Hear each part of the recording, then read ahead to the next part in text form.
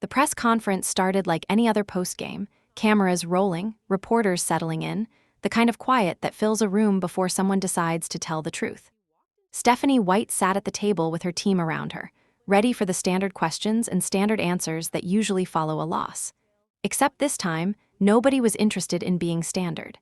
Caitlin Clark sat right there next to her coach, and before a single question was even asked, you could read it on her face. The frustration, the exhaustion, the kind of look that says someone's about to stop pretending everything's fine. One broadcaster watching the live feed described Clark as looking extremely frustrated and pissed. Another said she was rolling her eyes at the scoreboard, still doing the math on everything that went wrong. She hadn't even started talking yet, but her body language was already doing the job for her. And then she opened her mouth, and everything everyone had suspected about the state of this Indiana Fever team got confirmed on camera with millions watching. This wasn't some hidden conflict that existed behind closed doors. This was real-time frustration boiling over in front of everyone, directed at the person who controlled her minutes, her role, and her team's entire offensive system. Clark came out absolutely on fire. 13 points in the first quarter alone. 5 of 6 from the field, 3 of 4 from three-point range. But if you reduce what happened in that opening 12 minutes to just numbers, you're missing the entire point. This wasn't about her padding stats in garbage time or running up a score against a depleted defense. This was about complete offensive control.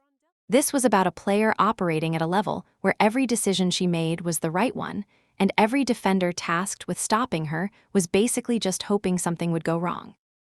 Every time Atlanta tried to throw a double team at her, she'd already seen it coming. The ball was already gone before they even committed to it, finding cutters in rhythm, hitting teammates who were open because she'd created space for them. The timing was impeccable. The decision-making was borderline supernatural. She wasn't just playing basketball. She was reading an open book and turning the pages before everyone else even knew there was a book in the room. But here's what made it scarier than just the scoring. She was pushing pace before Atlanta's defense could reset. Every possession felt like it was moving at lightning speed. Indiana would score, grab the rebound, and before Atlanta could even think about getting set, Clark was already spotting an open player or creating space for herself. The Dream had no answer for any of it. Their defensive schemes were built for a slower, more controlled game. And Clark was playing at a tempo that completely dismantled everything they'd prepared. Indiana put up 39 points in that opening quarter. That's a season high. Think about that for a second. In 12 minutes of basketball, before halftime, before adjustments, before the game was even really started, Indiana had already put up more points than most teams score in an entire half. And they did it with such efficiency and ease that the Atlanta Dream looked completely lost on both ends of the floor. The broadcasters couldn't believe what they were watching. One analyst literally said the defenders looked like they were on the verge of tears. And that wasn't hyperbole. That was fear. If you extrapolate Clark's first quarter efficiency across a full game, she's hitting 52 points. 52. In a 40-minute game, if she maintained the shooting percentage she had in those first 12 minutes, she'd be one of the greatest scoring performances in WNBA history. And the scary part? Everyone watching knew she wasn't even done yet. She wasn't going to get tired. She wasn't going to cool off because Atlanta made adjustments. She was locked in at a level where the only thing that could stop her was a coaching decision to take her off the floor. By the end of that first quarter, Clark had 19 points and 5 assists with only 2 turnovers, 19 and 5, in 12 minutes. Indiana was up 11 points, not barely ahead, not clinging to a small lead. They were up by 11 against a professional team that's supposed to be competitive in the WNBA, and everyone in that arena knew why. It wasn't because of role players stepping up. It wasn't because Atlanta was playing badly. Well, they were, but that's because Clark wouldn't let them play well. It was because Caitlin Clark was controlling the entire game from the opening tip. The broadcasters were trying to find words. One said she was smiling, happy as hell, hitting threes. Another mentioned that defenders' faces showed pure terror. These weren't exaggerations. These were observations of something genuinely historic happening in real time. Indiana looked like they could beat anybody in the WNBA that night. They looked like a championship team. They looked completely and utterly dominant. And it was entirely because Clark was operating at a level where she wasn't just scoring, she was orchestrating. This is what happens when Stephanie White lets Caitlin Clark do what Caitlin Clark was actually drafted to do. This is what the offense looks like when she's unleashed instead of managed. This is what the Fever are capable of when they build around their best players' strengths instead of trying to constrain them into a system that doesn't fit. Indiana wasn't running complex sets that required perfect spacing. They weren't relying on role players to make tough shots. They were running a simple, fast, dynamic offense with Clark at the center, making decisions in space before defenses could respond. And for one quarter, it was absolutely beautiful to watch. It was the kind of basketball that makes you understand why Clark was drafted first overall, why she was supposed to be a generational talent, why expectations for this franchise were so high entering the season. One quarter of football against Atlanta showed you everything. It showed you what's possible. It showed you what the ceiling looks like. And then the second half of the game would show you what happens when coaching decisions start working against your best player instead of for her. The second quarter came and went. Nobody really talks about the second quarter because it wasn't dramatic, but Indiana kept building on their lead. Clark kept cooking. The transitions kept flowing. The offense kept moving at that perfect pace where Atlanta couldn't set a defense, couldn't get organized, couldn't do anything but watch as Indiana extended their advantage. By the time you got to halftime, Indiana was in complete control. They'd set a season-scoring record in the first quarter. Now they were just sustaining it, not letting the dream back into the game, not getting complacent, just continuing to execute. The third quarter started, and for the first few minutes, it looked like the same story was going to continue. Clark had 19 points and 5 assists, still in rhythm, still in control. The defense was still scrambling. And then, at the 8:41 mark of the third quarter, right after a Monique Billings foul, something happened that changed everything about this game. Stephanie White pulled Caitlin Clark from the floor. No injury, no foul trouble, no obvious tactical reason to take your best player off the court in the middle of a close game where she'd been literally the only reason Indiana was ahead. The Fever were up 5. Clark was playing with the kind of confidence and rhythm that only happens once every few games. The offense was moving. The ball was swinging.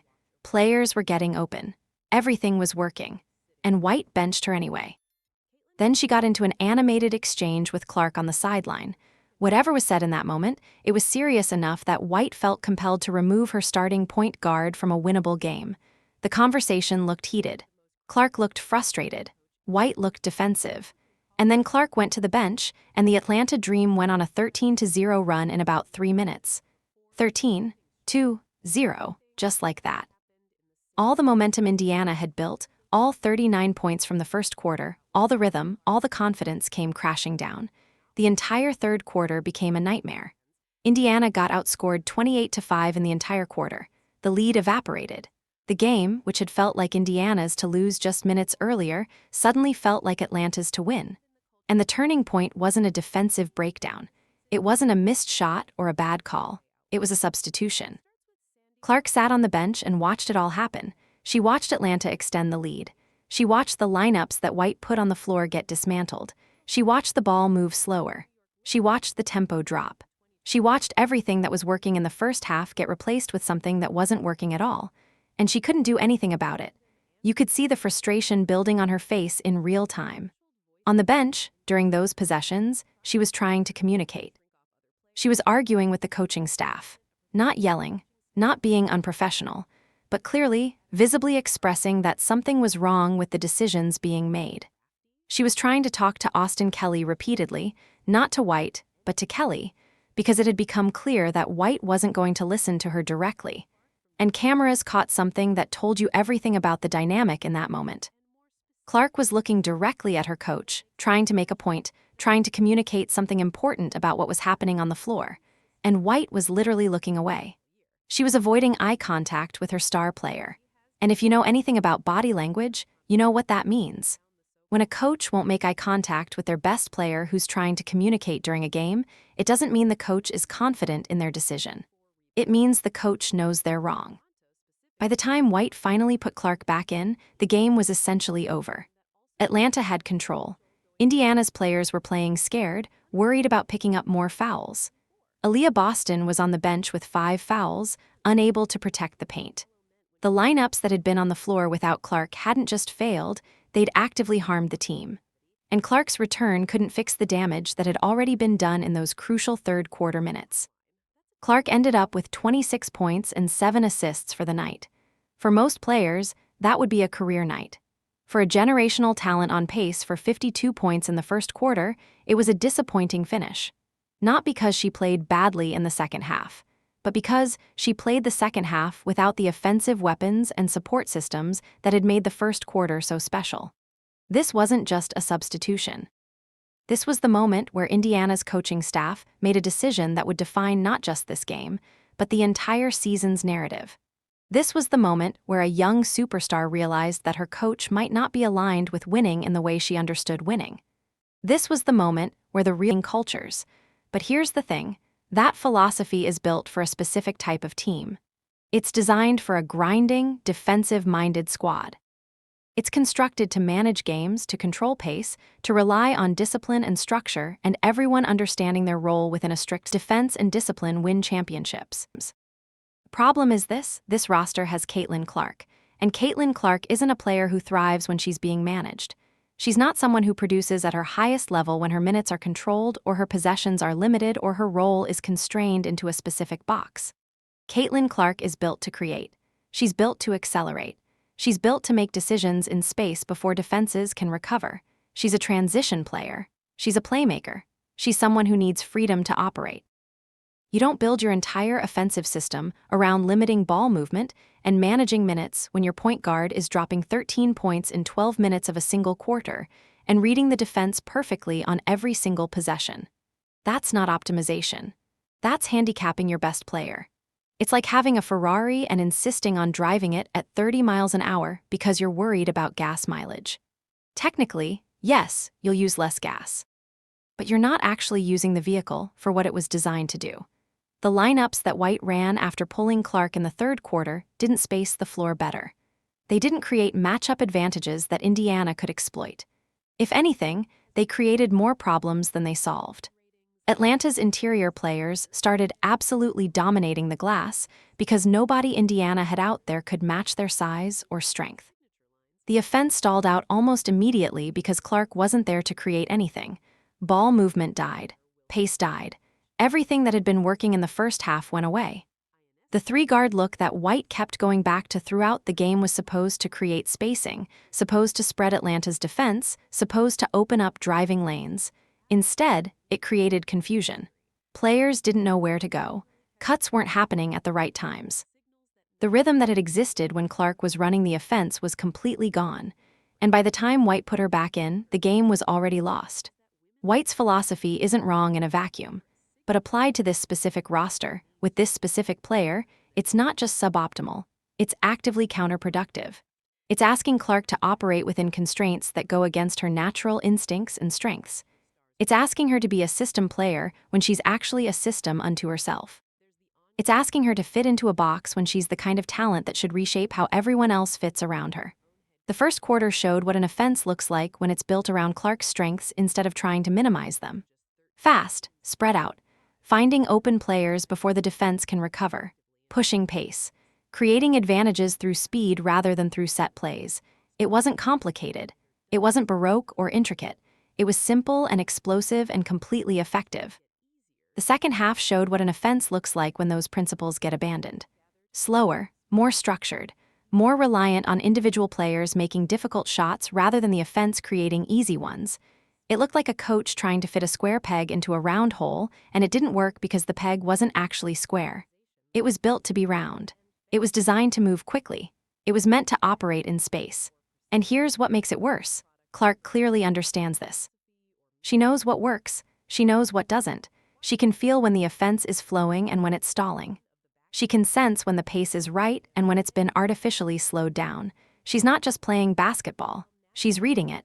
She's understanding it at a level that most players, even most professionals, don't reach. Which is exactly why she was so frustrated on that bench. It wasn't that she didn't understand what White was trying to do. It was that she understood it perfectly, and she understood that it wasn't working. She understood that the coaching decision was making things harder, not easier. She understood that pulling her during a scoring run was the wrong move, locker room, or working on defensive schemes in practice. That gets solved by one side giving in to the other, by White adjusting her system to fit Clark, or by Clark having to operate within limitations that prevent her from reaching her ceiling. Those are the only two options.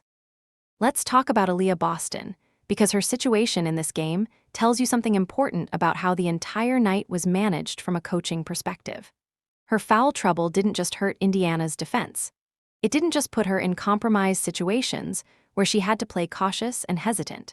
Her foul trouble fundamentally gutted Indiana's entire offensive and defensive game plan, and a lot of that comes back to coaching decisions and how White managed the crisis. Boston picked up her third foul before halftime even finished. That's early enough in a game that it should set off alarm bells. When your best interior defender gets 3 fouls before the break, you're looking at a situation where you have to adjust your entire approach for the rest of the game. You have to be more careful with how you use her. You have to accept that there's going to be a stretch where she's playing with less aggression than ideal because she's 1 or 2 fouls away from sitting down entirely. In the second quarter, after picking up that third foul, Boston played cautious and hesitant. She should have been physical and aggressive. She should have been battling Atlanta's forwards and centers and establishing herself in the post. That's her role. That's what she does when she's playing at full intensity. But with 3 fouls already against her name and the refs calling the game loosely, she had to pull back. She had to be more careful. She had to second-guess herself. Then she fouled out with 5 fouls, playing only 22 minutes total in a game where Atlanta's interior presence was absolutely dominating the paint.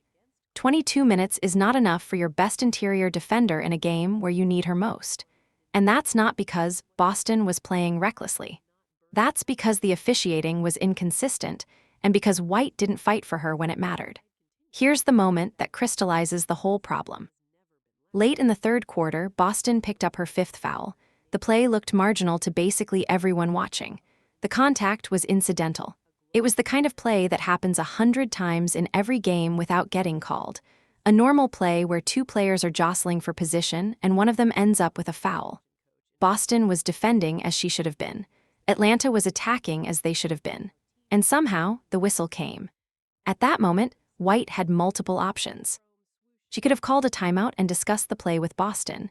She could have burned a challenge and fought for her best player. She had a challenge available. She had the ability to contest the call.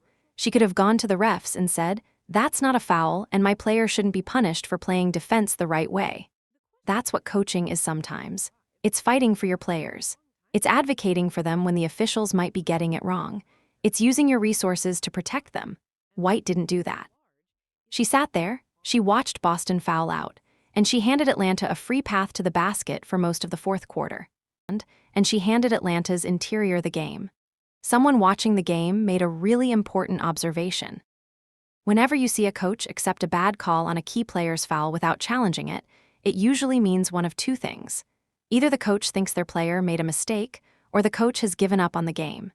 In this case, with the game still close and plenty of basketball left to play, the only interpretation available was giving up. That decision changed everything about what happened in the fourth quarter. Indiana was suddenly playing without their most important interior presence. Atlanta was suddenly playing without real resistance inside.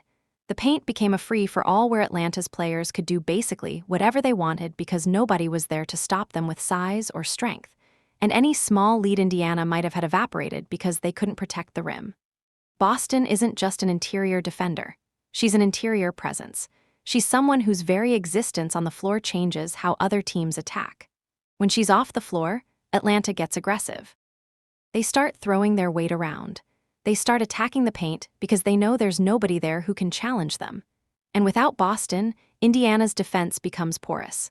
Without Boston, Indiana's entire interior structure falls apart. This is what happens when a coach doesn't fight for their players. This is what happens when decisions get made passively instead of actively. White had an opportunity to challenge a marginal foul call on her best interior defender in a game that was still close. She chose not to. One decision and the domino effects that followed from it. It's not just a coaching decision. It's a statement about how much the coach is willing to invest in fighting for her team. Now, let's talk about something that made everything else worse and something that everyone watching this game noticed immediately: the referees. This is the part of the story where you have to look at the numbers first, then look at the tape, and then understand how officiating can genuinely change the outcome of a game. Indiana committed 29 fouls in this game. Atlanta committed fewer, and the free throw disparity that resulted from those foul calls was brutal. Atlanta shot 31 free throws, Indiana shot 21. That's a 10 free throw difference. Not close, not even in the same universe. In a game that Indiana lost by 17 points, 10 free throw attempts is absolutely significant. That's potentially 20 points of difference, depending on how they were converted. But numbers alone don't tell the whole story. You have to actually watch what was being called and what wasn't being called. You have to see the pattern emerge, because there definitely was a pattern. It was consistent, it was obvious, and it was incredibly one-sided. The pattern went like this. Caitlin Clark drives hard to the rim. She absorbs contact from an Atlanta defender. Contact that's real. Contact that clearly impacts the shot. And the whistle stays quiet. Nothing. No foul, no free throws.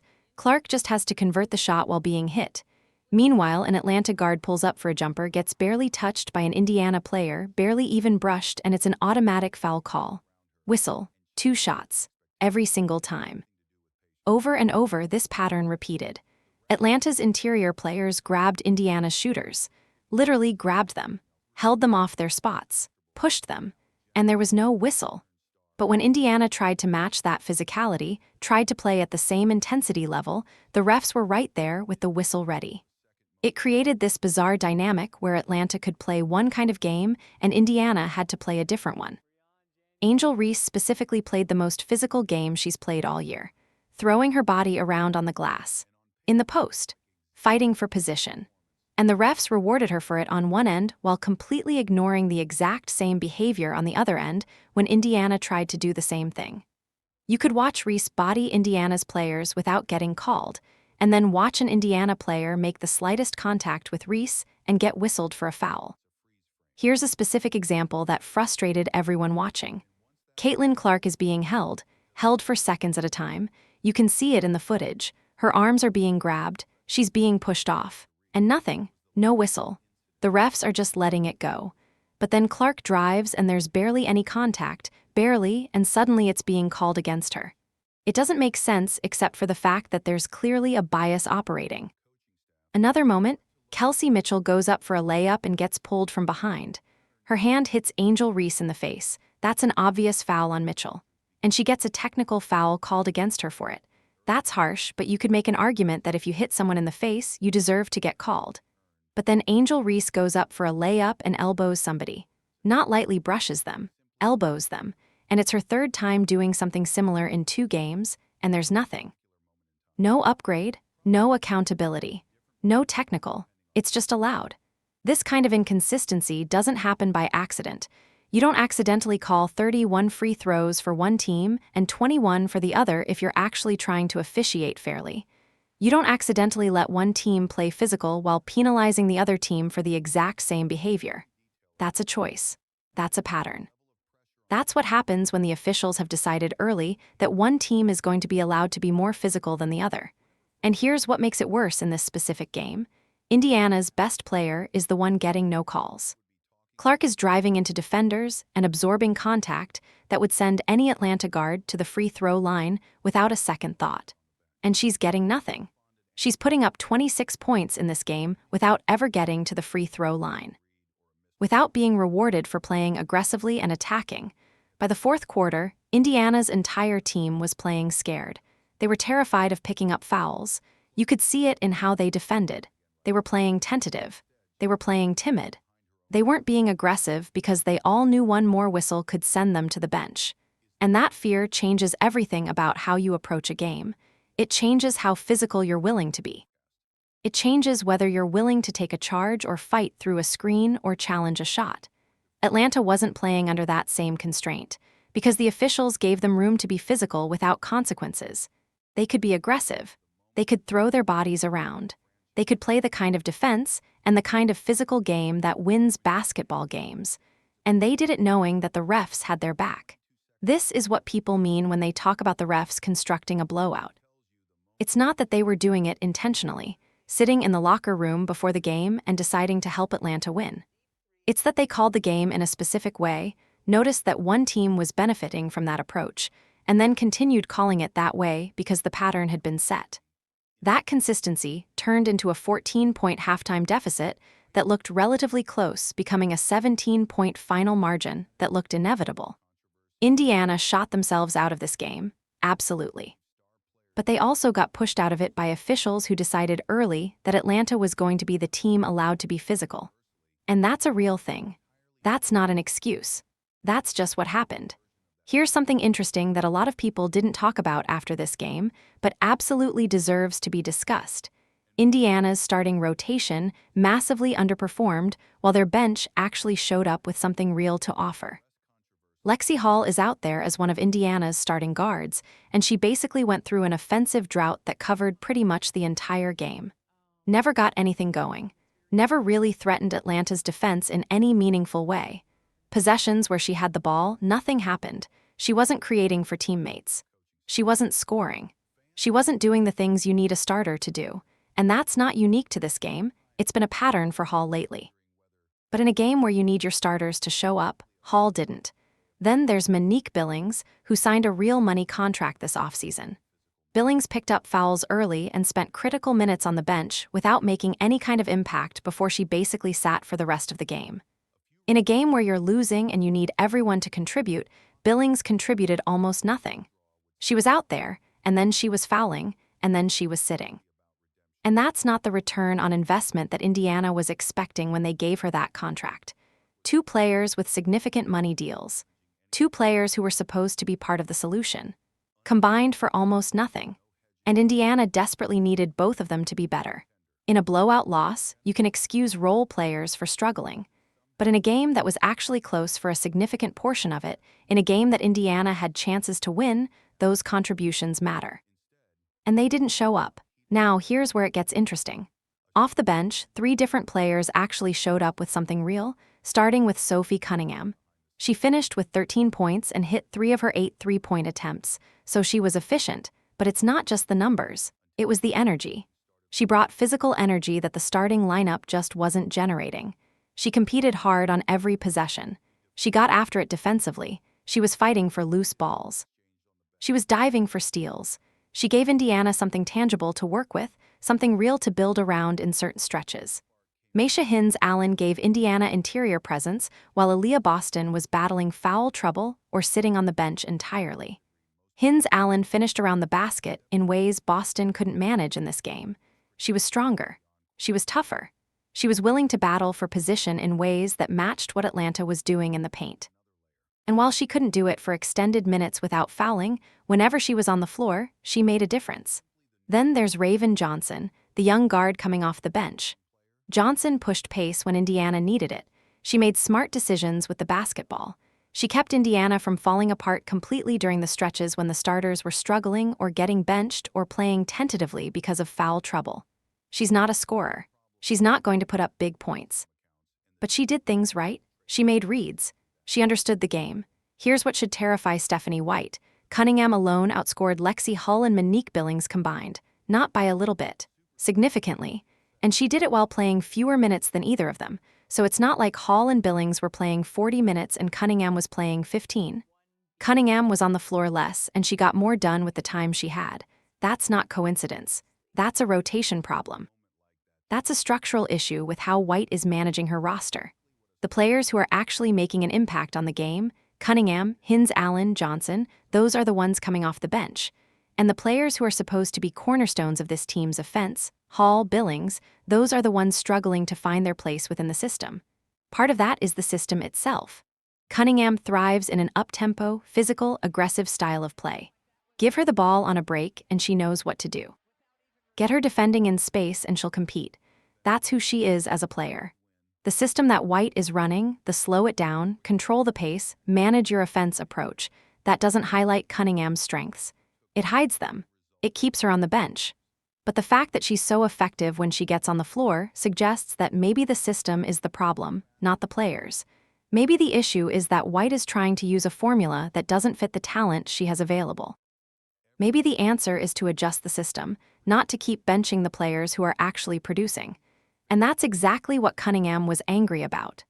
Not that she's not playing enough, though she probably should be, but that she knows she can help, she wants to help, and she's only getting limited opportunities because White has decided on a starting rotation and a system that doesn't maximize what this team's best available players can actually do.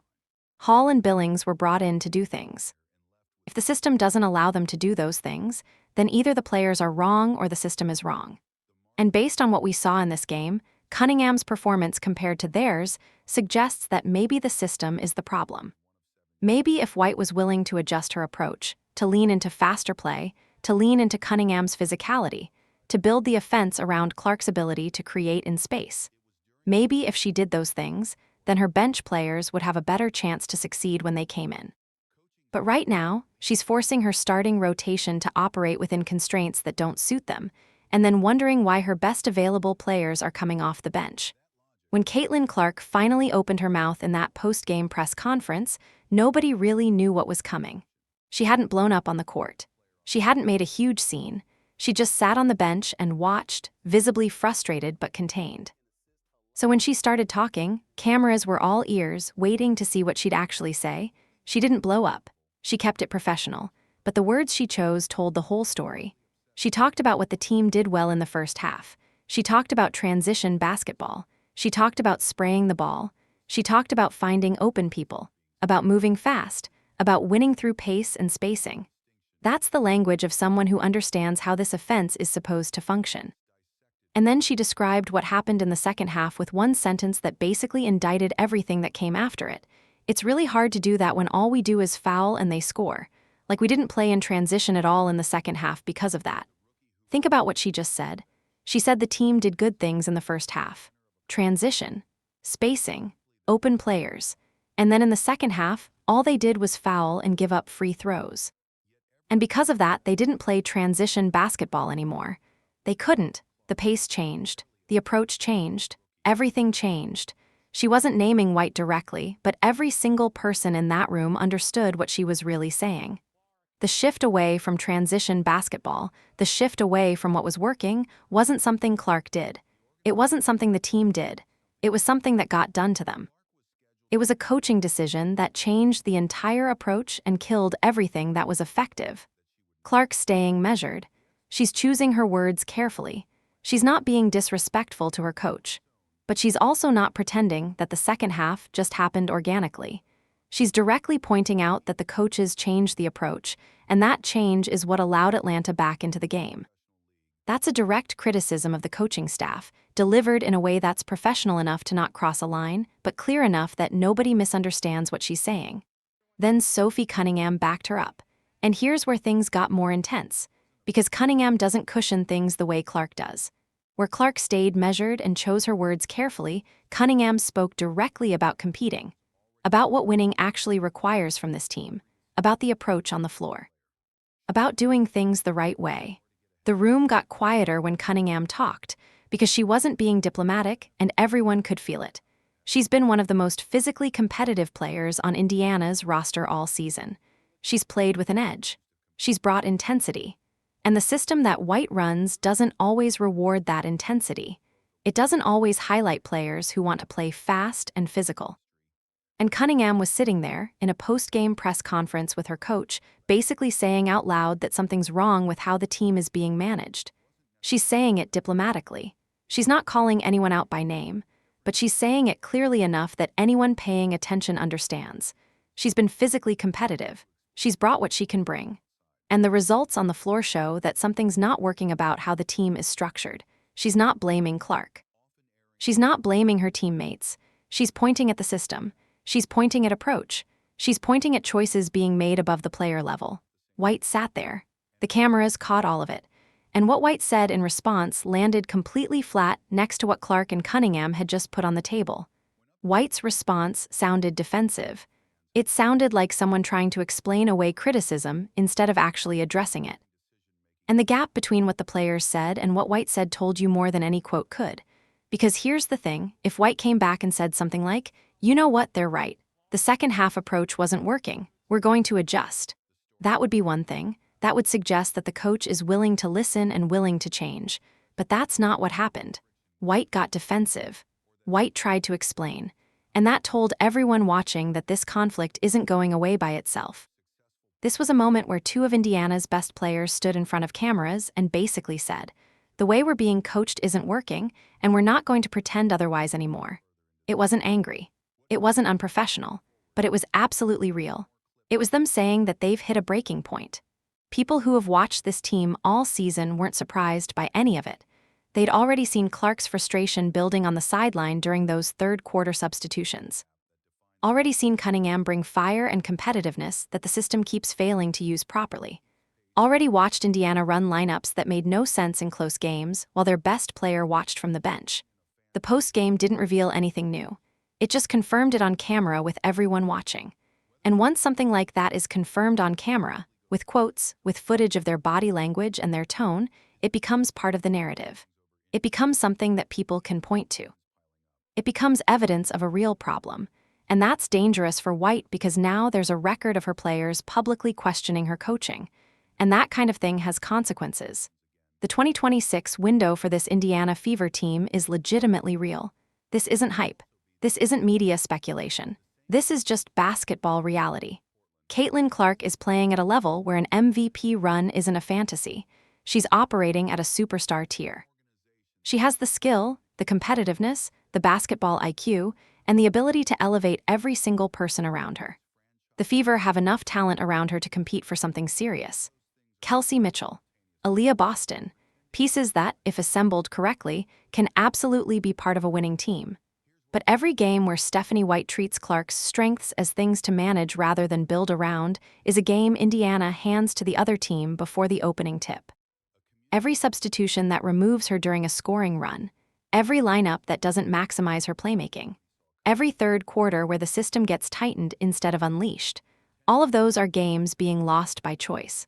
Clark put up 26 points and 7 assists in a loss. That's a solid game for most players. For a generational talent, for someone who was on pace for 52 points in the first quarter, it's a missed opportunity. She did that despite the substitution pattern, not because of it. She did that while watching the refs gift Atlanta 31 free throws. And then she sat next to her coach on camera while she and Cunningham said exactly what they thought about how things are being managed.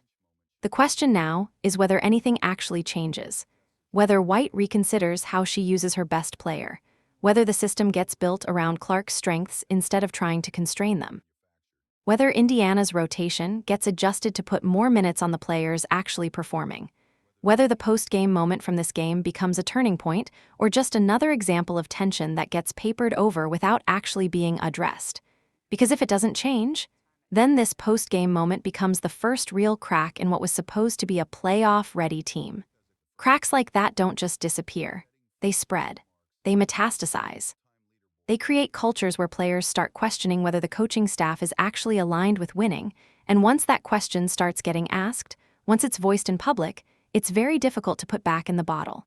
White acknowledged after the game that Indiana's foul problems come from players being late and out of position.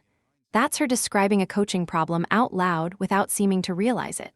Those positioning issues aren't the players' fault. They're systems issues. They're preparation issues. They're the result of how the offense is being structured and how the defense is being taught to operate. That's coaching. That's on White. So now the Fever are in a situation where their best player is frustrated. Their key bench contributors are frustrated. The fans are frustrated. And the coach is responding by acknowledging problems without seeming willing to address them. That's not a recipe for success. That's a recipe for a team that spirals. Clark's not going anywhere. She's a franchise player in the truest sense. She's going to keep showing up and trying to win. But there's a difference between showing up and being fully bought in. There's a difference between trying and being completely aligned with the program. And the gap between those two things can grow quickly when a player feels like the system they're operating within is working against them instead of for them. The 2026 window won't stay open forever. Young players develop. Other teams get better. Window's close, and right now, Indiana has a window that should be wide open. Clark is at a point in her career where she could be leading a team to a championship run, but she can't do that if the coaching is actively working against her, if the system is constraining her, if the rotation decisions are removing her when she's hot, if the approach changes the moment she gets effective. What happened in that post-game press conference was important because it was real. It was honest. It was two players saying what they actually think instead of what they think they're supposed to say. And in a world where most people in sports just give canned answers and hide behind coach speak, honesty like that matters. It means something. But honesty only matters if it leads to change. And right now, there's no indication that's going to happen, which means this moment could become the beginning of a real problem for the Fever. Or it could be the moment where everything changes and Indiana finally starts building this offense around what Clark actually does best, instead of what the system wants her to do. That decision is on White. And based on what we saw in this game, based on the post-game comments, and based on the season-long pattern of substitution decisions and system constraints, that decision is probably going to break Indiana's heart before this window closes for good. Caitlin Clark showed everyone in that first quarter what's possible. 39 points in 12 minutes. Rhythm, pace, efficiency, that's the ceiling. That's what happens when she's unleashed instead of managed. Stephanie White saw that same quarter. She had the same view. And then she decided to change everything in the second half. The postgame wasn't some hidden conflict coming to light. It was the sound of a team's best player and one of its key role players reaching their breaking point with how they're being used. The fact that it happened on camera, with the coach sitting right there, meant it was past the point of fixing with a closed-door conversation. There's footage now. There's a record. Everyone knows that at least two of Indiana's players are questioning the coaching approach. That post-game moment becomes either the turning point for this franchise or the first crack in a team that's supposed to have everything it needs to win. The difference comes down to whether White is willing to fundamentally change how she approaches using her best player. Clark can't do this alone, but nobody's asking her to. They're just asking for a system that actually works with her strengths instead of against them. The window is open now, but windows don't stay open forever.